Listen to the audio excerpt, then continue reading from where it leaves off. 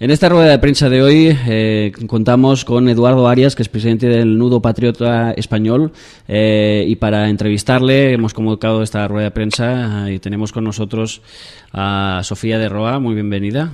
Muchas gracias, Ricardo. Buenas tardes. Y a Ignacio Nacho Canino, podemos llamar. Bienvenido. Muy buenas tardes. Tenemos muchas preguntas para ti, Eduardo. La primera, vamos a hacer un poco repaso. ¿Qué es Nudo Español y cómo lo definirías? Pues mira, el Nudo Patriota Español es una asociación de carácter político y lo fundamos en su día fundamental y esencialmente como una respuesta a la Ley de Memoria Histórica. Entendíamos que en ese momento no había ninguna organización que de alguna manera se enfrentara directamente a todo lo que estaba proponiéndose con la Ley de Memoria Histórica, y por eso fundamos el Nudo Patriota Español. ¿Qué problemas tenía la Ley de Memoria Histórica? No te he entendido, perdóname. ¿Qué problema tiene la Ley de Memoria Histórica que se está intentando tramitar? Mira, la ley de Memoria Histórica tenía para nosotros y tiene un problema fundamental, que es que de alguna manera lo que tiende a hacer la Ley de Memoria Histórica es criminalizar al bando nacional y sacralizar al bando que entonces se autodefinía rojo y que ahora le ha dado por definirse republicano. Nosotros no tenemos ningún inconveniente en que quienes tengan víctimas enterradas todavía en cunetas pues la desentierren, pero eso no era Ley de Memoria Histórica. La Ley de Memoria Histórica hacia lo que iba era convertir en los buenos de la película al bando republicano, al bando rojo, y en los malos de la película al bando nacional. Y eso es en lo que nosotros no estábamos de acuerdo. Iba al margen, por ejemplo, de convertir el Valle de los Caídos en el único espacio del territorio nacional en el que, en el dichoso sistema de las libertades, pues es el único espacio en el que no hay libertad de expresión. Pero bueno, entonces nosotros nos queríamos oponer a esa Ley de Memoria Histórica porque evidentemente nosotros consideramos que cabe hablar de reconciliación y entre todos llegamos a la conclusión de que no hubo ni buenos ni malos, pero si hay que discutir quiénes fueron los buenos y quiénes son los malos, nosotros tenemos clarísimo que los malos fueron los rojos y los republicanos. ¿Qué motivos os han llevado a los grupos fascistas a uniros en un proyecto único que habéis bautizado como España en Marcha? ¿Es una cuestión de sumar fuerzas, sumar votos, o es quizás que queréis aprovechar este momento de crisis económica en el que la ciudadanía ya no confía en los partidos mayoritarios para haceros un hueco? Pues mira, con toda sinceridad, yo lo que tengo que decirte es que los fascistas, como tú has dicho, en España, pues somos un desastre. Y no sé si somos un desastre porque somos así nosotros, o porque de alguna manera, por más o menos desconocido que las organizaciones nuestras siempre han estado infiltradas y de alguna manera han conseguido que en lugar de ser una propuesta unida, seamos una propuesta dispersa en multitud de grupos que se enfrentan entre sí. La España en Marcha pues no es otra forma que buscar la manera de empezar a estar todos de acuerdo. Y es una situación tan embrionaria que yo te diría que ni siquiera nos planteamos de momento el tema electoral, ni tampoco se trata de aprovechar la crisis. Simplemente se trata de que algunos pues vamos tomando conciencia de que una propuesta política para tener viabilidad electoral y social y tener cierta repercusión mediática, pues tiene que ser lo más fuerte posible, y es una obviedad que la unidad pues hace la fuerza. Esa es la razón de la España en Marcha. Y ya no en el tejido político o electoral, sino a nivel interno de Nudo Patriota y de España en Marcha, ¿cómo se llega a ser presidente de Nudo Patriota? ¿Hay un sistema electoral interno vuestro, democrático, o habéis dado un golpe de Estado? ¿Has dado un golpe de Estado para llegar a ser presidente de Nudo Patriota? También te he puesto en los estatutos que cada 3 años hay golpe de Estado y el que lo gana se declara presidente. No es así. En realidad yo soy el presidente del Nudo Patriota Español ahora mismo porque lo fundamos. O sea, lo fundamos entre 3 o 4 señores que no conocíamos, pasamos a fundarlo, lo pusimos en marcha y de alguna manera todavía estamos en ese estado embrionario de formación. Yo sí te digo que efectivamente el Nudo Patriota Español es una dictadura, no funciona democráticamente, ni creemos que deba funcionar democráticamente. El sistema para elegir al presidente, al jefe del Nudo Patriota Español, es, digamos, por así decirlo, un sistema orgánico en el que un órgano, que no es la asamblea de socios, de asociados, sino un órgano de los mejores militantes de la organización, es el que elige al presidente en un plazo que parece que ahora está cada 5 años. ¿Y qué diferencia hay entre los mejores y los no mejores? Perdona, Eduardo. ¿Cómo se distingue cuáles son los mejores y cuáles no son los mejores? Sí. Pues hombre, eso, yo no te puedo dar una especie de norma matemática de cómo se les distinguen, pero hay militantes que tienen un compromiso político muy diferente al que tienen otros militantes. Y nosotros entendemos que esos militantes más comprometidos son los que tienen, por así decirlo, el derecho de sufragio, el derecho de elegir a quien les vaya a mandar. Uh-huh. La distinción, no sé cómo decirte, es muy sutil, pero como de alguna manera la teoría es que esta manera de elegir genera que se elija también de jefe o de presidente a un señor al que en principio se le estiman virtudes positivas, pues cuando ese señor determina cuáles son los mejores militantes o no lo hace para asegurarse que le voten, sino que lo hace de verdad buscando que los mejores sean los que estén en los puestos de responsabilidad y tengan la capacidad de elegir al presidente, al jefe. Antes comentábamos lo de España en marcha. ¿Por qué, es decir, que aparte del hecho de que estéis muy disgregados, por qué creéis que vuestros programas o ideas cuentan con un apoyo tan minoritario? ¿No creéis que la ciudadanía sí. quiere romper un poco con el pasado y mirar un poco hacia adelante? ¿O cuál es tu opinión en este tema? Bueno, mira, es complicado. Yo creo que la ciudadanía va donde la llevan. Los pueblos van pues donde los llevan quienes los mandan. No considero que el pueblo en general sea una masa de personas profundamente preocupadas de sus circunstancias políticas. Entonces la gente va donde le lleva. Por ejemplo, en la izquierda hay una preocupación muy importante por el pasado. De hecho, la izquierda en el gobierno lo que ha hecho es promulgar la Ley de Memoria Histórica, que no es más que una ley para tratar de dictar oficialmente una versión de la historia. La izquierda sí está muy preocupada por el pasado y de alguna manera ha conseguido que la derecha y lo que no es la derecha, pues yo no me considero exactamente de derechas, pues no lo esté. Yo creo que es un error. ¿Por qué tenemos tan poco apoyo social? Pues hombre, yo entiendo que la transición se empezó a construir con toda la intención de que nosotros tuviéramos muy poco apoyo social. Y hoy en día yo soy perfectamente consciente de que los únicos vetados y los únicos que no tenemos acceso a los medios de comunicación somos nosotros. Tú en una sociedad como esta, si no tienes medios de comunicación a los que acceder, pues tiene muy complicado tener apoyo social. Yo creo que esa es fundamentalmente la razón por la que no tenemos apoyo social, a pesar de lo cual, cuando se habla de encuestas o de estudios sociológicos, siempre se dice que hay una importante parte del voto que tiene secuestrado el Partido Popular, que no es del Partido Popular, sino que es nuestro. El problema es que nosotros no podemos captarlo porque ya te digo que tenemos completamente cerrados, además de otras dificultades, y también que nosotros tampoco lo hacemos bien del todo, nosotros tenemos completamente cerrados los medios de comunicación. Se volvía... cerrados, te digo es que ni pagando. O sea, yo quiero poner un anuncio, por ejemplo, de los actos del 20 de noviembre en el ABC o en Intereconomía o en La Razón, y es que no me dejan ponerlos ni pagándoselo. Eduardo, te volvías a referir a la Ley de Memoria Histórica otra vez y a esa revisión de la historia. ¿Por qué parece que os daba vergüenza reconocer lo que pasó? Porque durante una dictadura hubo crímenes efectuados sobre todo por el mando nacional, que era quien mandaba en esa dictadura, y hasta ahora han tenido que venir jueces argentinos a poner sobre la mesa esa justicia. ¿Por qué tanto miedo a esclarecer lo que pasó y librarnos de esa impunidad que existe actualmente? Bueno, si yo no tengo miedo ninguno a estudiar lo que pasó durante la Guerra Civil, antes de la Guerra Civil y después de la Guerra Civil.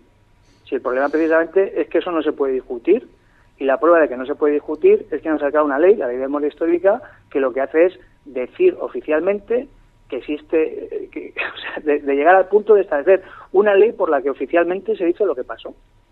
¿Entiendes? O sea, cuando tú dices, la dictadura de Franco incurrió en actos que para ti son criminales. A mí me gustaría poder debatir contigo con tiempo y con paciencia. Y en general a mí me gustaría que fuera posible debatir esto en los medios de comunicación, pero resulta que se ha establecido una verdad oficial por la que esto no es ni debatible. Yo no creo que la dictadura de Franco cometiera ningún tipo de crimen, sino que lo que yo creo es que la dictadura de Franco aplicó la justicia que en ese momento se aplicaba en España, que era muy parecida, incluso en algunos casos más leve, que la que se aplicó posteriormente en Europa al término de la Segunda Guerra Mundial. Entonces, lo podemos discutir. Sí, desde luego que es bastante claro, discutible. Yo no tengo ningún miedo a discutirlo. O sea, a mí me parece muy bien que se discuta. Lo que me molesta es que haya una ley que precisamente lo que hace es impedir discutirla, impedir discutir esto y ya decir quiénes son los buenos y quiénes son los malos. Y con respecto a los jueces argentinos, a mí los jueces argentinos me tienen sin cuidado. Que se dediquen a sus historias, y es que saben cuáles son sus historias y que la nuestra la dejen en paz. Que no tienen por qué saber de la misa a la mitad. Hemos estado leyendo vuestras propuestas, las propuestas del nudo patriótico español para salir de la crisis, y bueno, hemos visto que uno de los principales motivos o leitmotivs que se presentan es acabar con la democracia, porque la democracia es un sistema corrupto por naturaleza. Entendemos así que, bueno, en una dictadura nacional controlada por un jefe de Estado, en la cual esta persona es la que presenta lo que es correcto, ¿sería factible confiar como no corrupto en una sola persona que mantuviera el Estado o que lo dirigiera? Vamos a ver, en principio tú lo has dicho bastante bien, ¿de acuerdo? Nosotros opinamos bastante en ese sentido. Nosotros creemos que la democracia es un sistema que genera corrupción y además la genera a unos niveles enormes, y de alguna manera a esa corrupción puede acceder una cantidad enorme de gente. Prácticamente todo el que esté afiliado a un partido político y llega a tener un cierto cargo un cargo público, que es el de concejal, prácticamente con seguridad ese señor va a terminar corrompiéndose, especialmente si toca poder. Y la experiencia nos dice que es así y a la vista está. Yo no te puedo garantizar que en un régimen, que en una dictadura no exista corrupción. Yo no te lo puedo garantizar. Lo que sí te puedo garantizar es que si se crea un régimen político en el que hay unos principios y unos valores que no se pueden tocar por nadie, ni por el pueblo, ni por el dictador, es decir, unos principios a los cuales está sometido ese dictador, y unos principios, digamos, que de cierta altura moral, que además cuando nos sentamos a hablarlo, todos sabemos en el fondo de qué principios estamos hablando, los niveles de corrupción se reducirían, yo te puedo decir que a cero, pero se reducirían muchísimo. Exceptuando los del propio jefe de Estado en caso de que fuera corrupto. ¿Perdona? Exceptuando quizá los del propio jefe de Estado que fuera corrupto en el caso de que lo fuera. Nosotros cuando hablamos de una dictadura no hablamos de una tiranía. Yo entiendo que son dos concepciones diferentes. Una tiranía es un Estado en el que un señor está al mando de ese Estado y de alguna manera su voluntad es la ley. Y una dictadura es un régimen en el que el dictador también está sometido a la ley y al control público, más por ejemplo de lo que lo está ahora la Casa Real. O sea, yo no contemplo la figura de un dictador irresponsable. Hoy, sin embargo, el rey es irresponsable ante la ley. Tampoco, ni siquiera contemplo la figura de un dictador aforado, es decir, con tribunales especiales para que lo juzguen. Y hoy, sin embargo, me parece que es todo el gobierno, todos los diputados, todos los senadores, todos los presidentes autonómicos, todos los consejeros autonómicos, todos los diputados autonómicos, me parece que todos están aforados. Es decir, a todos les juzgan unos tribunales que nombran ellos. Por lo tanto, yo trato de expresarte que, por increíble que parezca, el control sobre un dictador tal cual nosotros lo proponemos es mayor que el control que se ejerce en una democracia sobre la figura desde el rey hasta el último parlamentario del último parlamento autónomo. ¿Pero quién ejerce ese control? Porque tampoco me queda claro. O sea, mira, yo antes te he explicado, yo te diría una posibilidad. Evidentemente, cuando tú construyes el organigrama de un Estado, hay distintas posibilidades de hacerlo. Pero es un poco la fórmula que yo te estaba explicando antes para elegir al presidente del Nudo Patriótico Español. Sí, pero pues había una fórmula parecida, un órgano del Estado reducido que representara de alguna manera a todos los españoles, no como hacen los partidos políticos, que representan solo a la parte de los españoles que les vota, sino que representara a todos los españoles y que ese órgano del Estado fuera el que controlara a la figura del jefe del Estado. No es un control democrático, porque no es todo el pueblo el que lo controla. En mi opinión, no debe ser todo el pueblo el que lo controla, ni siquiera el que lo elija. Pero parece, el pueblo ya digo que va donde le lleva. Eduardo, déjame cortarte un segundo, pero es que me parece muy poco probable que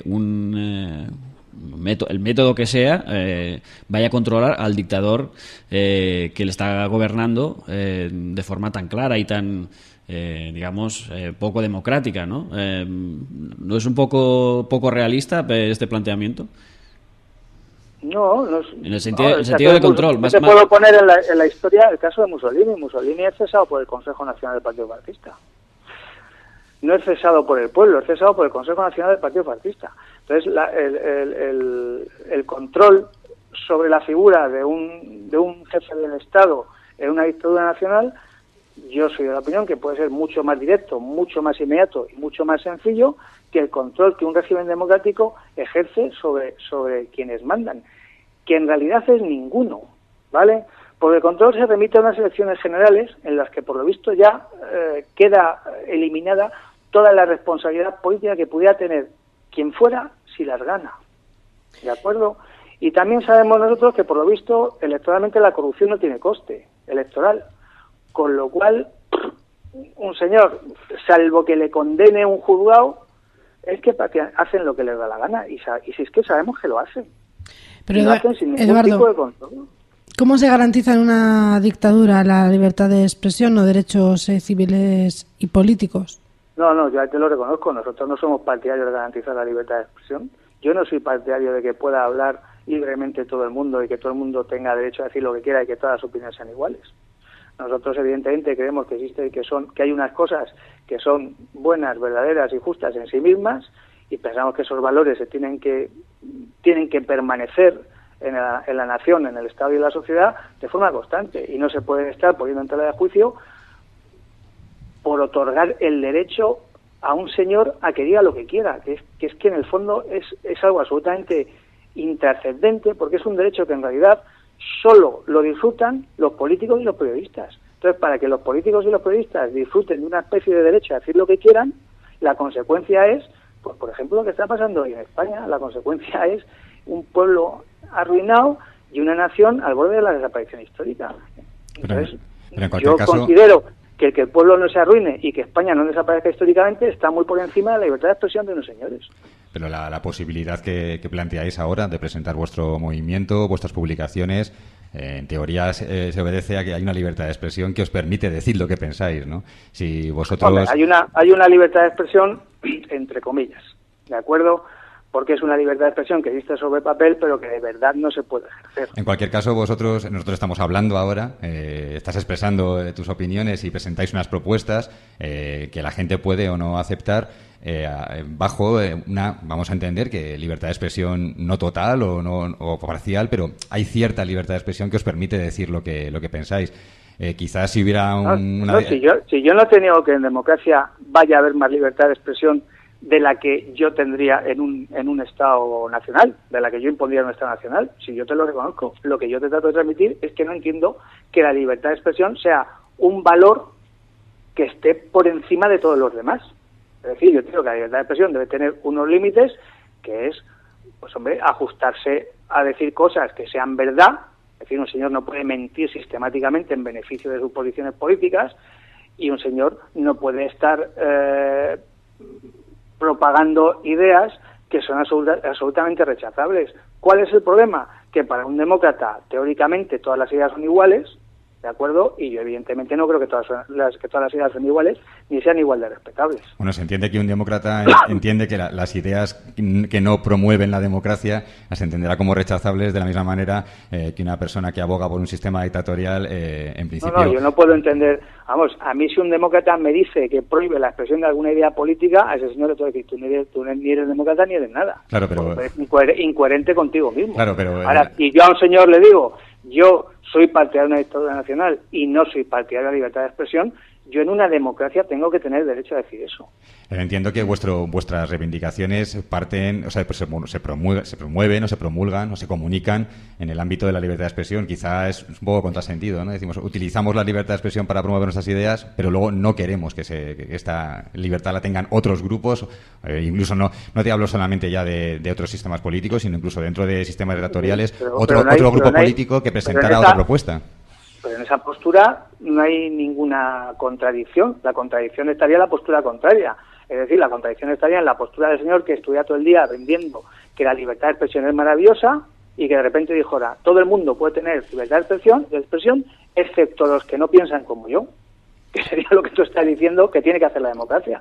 La democracia, que prácticamente lo único que se sustenta es en la dichosa libertad de expresión, estaría bueno que encima prohibiera la expresión de determinadas ideas porque no fueran demócratas. Es que eso ya sería el colmo. Es como cuando dicen que hay que ilegalizar a quien sea porque sus ideas son anticonstitucionales. Coño, es que la Constitución admite que existan ideas anticonstitucionales. Otra cosa es que la Constitución dijera que era terminantemente prohibido la expresión y la difusión de cualquier ideología contraria a esa Constitución. Pero la Constitución, en principio, contempla que pueden existir ideas que sean anticonstitucionales. No pasa nada. ¿Pero qué futuro tendría un demócrata inmerso y metido en una dictadura? Pues mira, le quedaría un futuro de vivir bastante mejor de lo que vive en una sociedad democrática. De vivir bastante más dignamente de lo que vive a como está viviendo una sociedad democrática. Pero callado.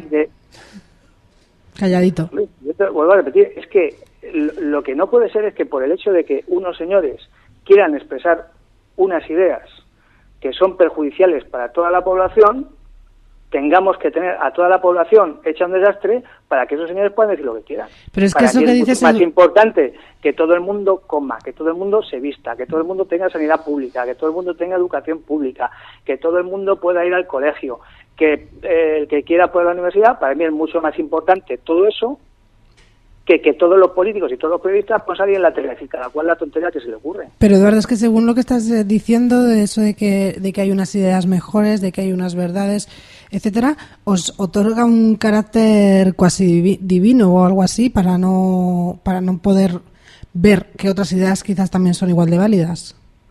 Bueno, yo no creo que sea un carácter casi divino. Yo sinceramente creo que está al alcance prácticamente de cualquier ser humano saber que hay cosas que son verdad, otras que son mentira, saber que hay cosas que son justas, otras que son injustas, y saber que hay cosas que son buenas y otras que no son buenas.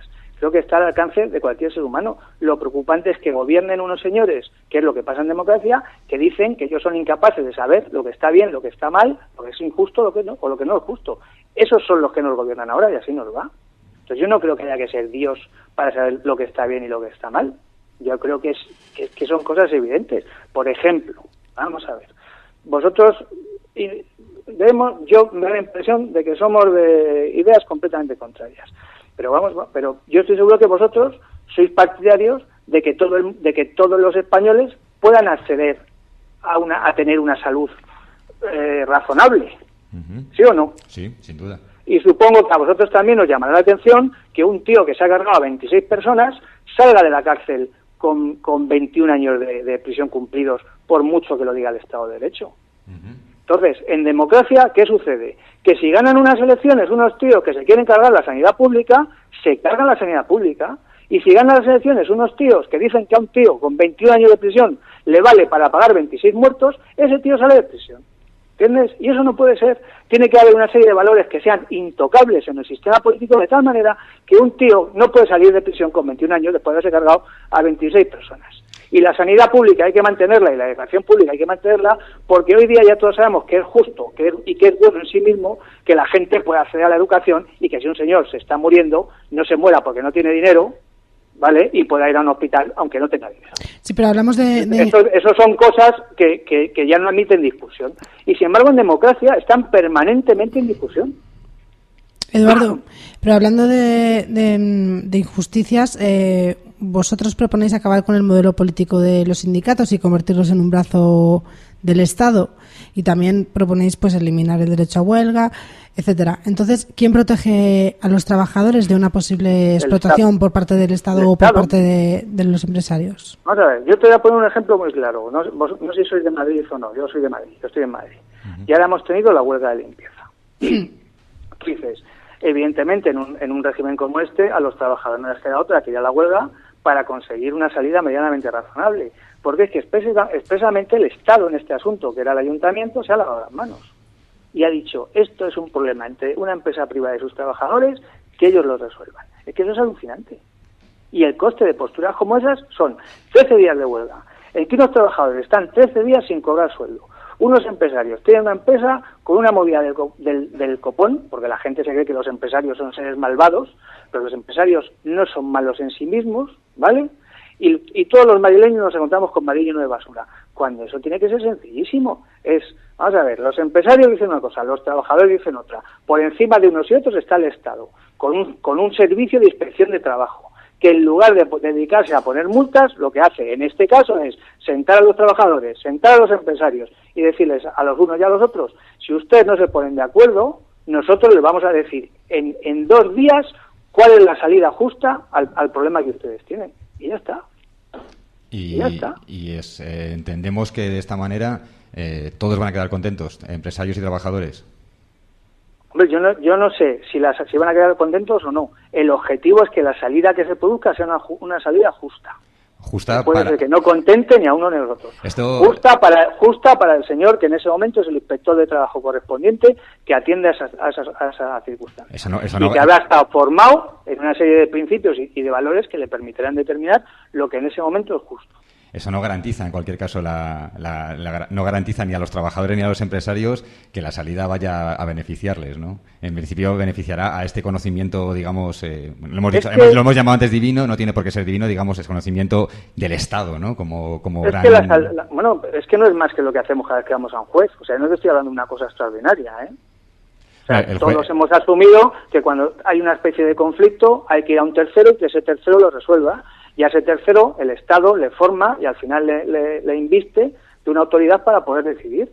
Yo te estoy diciendo que en un caso como el de una huelga general, una huelga como esta de limpieza o una huelga general, mucho mejor que se produzca la huelga es poder acudir a un tercero. En este caso yo te hablo de una institución del Estado que serían los sindicatos, lo que nosotros llamamos sindicatos verticales, que son los que deciden en un momento determinado cuál es la solución justa a un conflicto que se plantea entre la empresa y los trabajadores.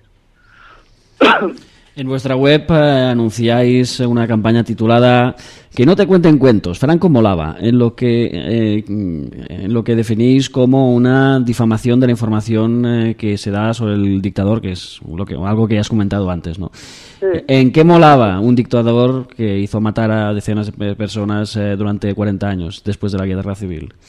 Bueno, vamos a ver. La primera parte de la campaña es que no te cuenten cuentos, ¿de acuerdo?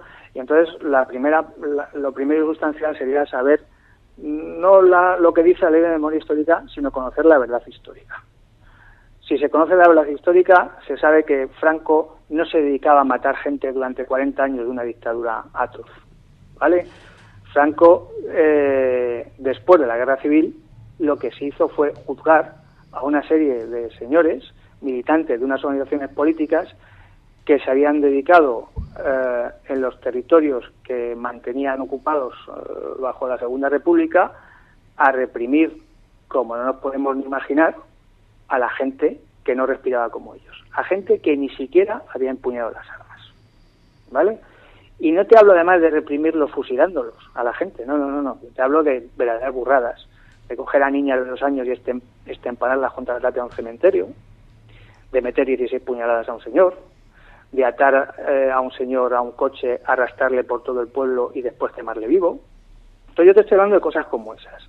¿Qué pasó? Que efectivamente, cuando terminó la Guerra Civil, a los señores que habían estempanado a una niña contra la tapia de un cementerio, a los señores que habían metido 16 puñaladas a un señor, a los señores que habían atado a un señor a un coche, le habían paseado por el pueblo y después le habían quemado vivo, pues a todos los señores se les juzgó y yo me alegro de que se les fusilara, porque es lo que en justicia les correspondía a esos señores. Al final los números reales, los de verdad, son unos 25.000 fusilados. Dices, ¿son muchos? Hombre, es que durante la Segunda República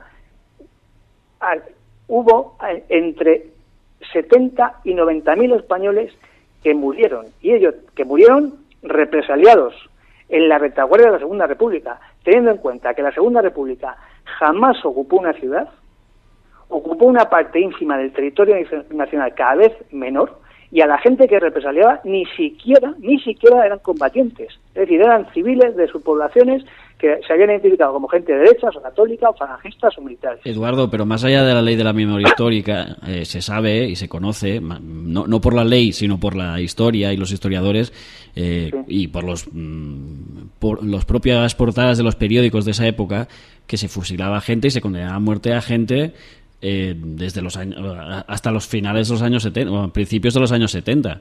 No fue exclusivamente. Yo te voy a contestar. Y estas muertes las firmaba Franco, las firmaba Fraga, las firmaban varios ministros de la dictadura franquista, ¿no? Bueno, yo te voy a tratar de contestar cuál es por lo menos mi versión de la historia, ¿de acuerdo? Terminada la guerra civil, es verdad que hay un periodo de represión, por lo que yo te he contado, una represión que era una respuesta a lo que por lo menos el régimen entendía habían sido los crímenes que la Segunda República había cometido en España. En 1969, todo lo que el régimen entendía que eran delitos derivados de la guerra civil quedan prescritos, caducados. Es decir, en 1969 Santiago Carrillo, por ejemplo, no hubiera podido ser condenado por lo de Paracuellos. En 1969, ¿vale? Luego, en 1969 ya no se está fusilando a nadie por lo que hubiera podido pasar en la guerra civil. Y cuando te hablo de muchísimo tiempo antes, en España deja de haber fusilamientos por lo que hubiera pasado en la guerra civil. Es verdad que en el régimen de Franco hay pena de muerte. Pero hay pena de muerte por delitos ajenos ya a lo que pasaba en la guerra civil. Hay pena de muerte en España como en otros muchos países. No solo en España durante el régimen de Franco había pena de muerte. Y la pena de muerte se aplica concretamente, yo no sé si tú te estás refiriendo a los últimos fusilamientos del régimen de Franco, se aplica a militantes de ETA y del FRAP que habían matado a policías. ¿Qué hay que hacer con esos señores? ¿Qué hay que hacer con esos señores? O sea, unos señores que matan de un tiro en la cabeza a un policía por la espalda, ¿qué hay que hacer con esos señores? Yo soy partidario de la pena de muerte. Y lo soy a fecha de hoy. Por ejemplo, si a todos los que ahora están saliendo, porque la doctrina Parot parece ser que jurídicamente no vale, yo no estoy de acuerdo, yo creo que una jurisprudencia se puede cambiar con carácter retroactivo, otra vez una ley, pero un criterio jurisprudencial sí se puede cambiar con carácter retroactivo, en mi opinión, y yo he ejercido el derecho, pero para que esto de la doctrina Parot, que ahora no estuvieran saliendo de la cárcel, un tío que se ha cargado a 26 personas, ¿qué se merece ese tío? Ese tío se merece un tiro en la cabeza, la pena de muerte, y ya está. En cualquier caso, bueno, es cierto que nos estás dando unos datos y unas determinadas informaciones acerca de lo que ocurrió posterior al golpe de Estado y lo que duró la dictadura franquista, que bueno, tú nos das como verdad. Habrá otra gente que piense otros datos de verdad. Esto, en cualquier caso, es difícilmente demostrable, ¿no? Supongo que hay un montón de escritores que a día de hoy siguen escribiendo sobre lo ocurrido en España y es bastante difícil, por no decir imposible, de decir cuál es verdad y cuál no es verdad, ¿no? Entiendo que vosotros tenéis unas informaciones que dais como ciertas y en base a ellas funcionáis, ¿no? Pero también es... Vamos a ver, yo lo que estoy diciendo, por ejemplo, cuando yo te digo que en 1969 quedan prescritos todos los delitos que se pudieran derivar de la guerra civil, es que eso es una ley que se promulga. No me refiero a esta fecha en concreto, sino al número de personas fusiladas y por qué delitos se les fusiló. Entiendo que esto se puede mirar porque hay registros al respecto, ¿no? Y bueno, claro. Por eso cuando alguien de repente dice, estuvo 250.000 fusilados, pues ese señor está mintiendo y está mintiendo a conciencia. Igual que cuando se dice esa teoría que hay de que es que Franco llevó a cabo esa represión porque quería eliminar toda la posible contestación política que pudiera quedar.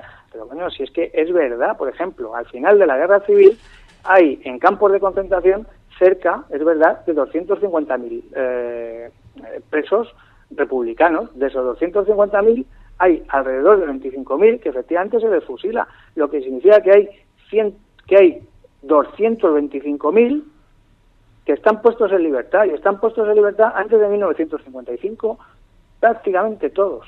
Mira, hay un dato muy curioso, que es que además no es que yo me los invente, que son verdad, pero es que es así. Al final del régimen de Franco, en España hay 16.000 presos en toda España, de los cuales solo 300 son presos políticos, que eran la mayoría de ETA. Si es que esa dictadura que pintáis como con una represión bestial, es una película que no es verdad, es que no es verdad. Ahora en España, de los presos que hay, 70.000 presos. Al morirse Franco había 16.000. Y de los cuales, ya te digo, políticos eran 300. Y eso no es un dato que yo me pueda inventar. Es una cosa que vosotros mismos podéis comprobar. Bueno. Y los 300 presos políticos que te digo, la mayoría eran de ETA. Por opinar, pues a lo mejor estaba el bueno de Marcelino Camacho y alguno hasta medio de derechillas, a los que les dio por decir tonterías que para ellos tenían en Canarias. No es cierto que esos 300 presos políticos fueran de ETA, no es verdad. La mayoría. Yo creo que la mayoría. No puedes decirlo porque no es cierto. Pero en cualquier caso, tampoco vamos a entrar en un debate de datos porque no tiene tampoco sentido que vayamos aquí. Pero a mí sí me gustaría que comprobarais esos datos, ¿eh? Sí, bueno, en cualquier caso... O sea, el dato clarísimo es el número de presos que había al morirse Franco, en toda España, por todas las cuestiones. Llegan en torno a los 16.000. Que es que además me parece que hay un indulto, según se proclama el rey, con lo cual se quedó hasta en la mitad, porque indultaron al rey, indultó a muchos, según se proclama el rey. Pero bueno, al morirse Franco, 16.000. El otro dato yo sí admito que es discutible. El dato que tengo es que de esos 16.000 políticos había unos 300, y que de esos 300, no digo todos, digo la mayoría, eran de ETA. Bueno, ya le digo que podemos tomar nota de los datos que nos das y comprobarlos y ya está. Tampoco vamos a ponernos... nada mal que los comprobares, ¿verdad? Sí, porque tampoco vamos a tirarnos aquí toda la entrevista hablando de esto porque hay cosas a lo mejor también interesantes de las que hablar. Sí, por ejemplo, decís que, hablando ahora mismo de la situación actual, de la crisis, decís que los bancos no supieron predecir lo que se nos venía encima. ¿Qué opináis de aquellos grupos sociales como la Plataforma de Afectados por la Hipoteca o 15M Parrato, que defienden que la crisis es una estafa? Te voy a dar mi opinión, ¿vale? Yo opino, como me pasa casi siempre con la izquierda, que tienen razón en la protesta, pero no tienen razón en las soluciones que plantean.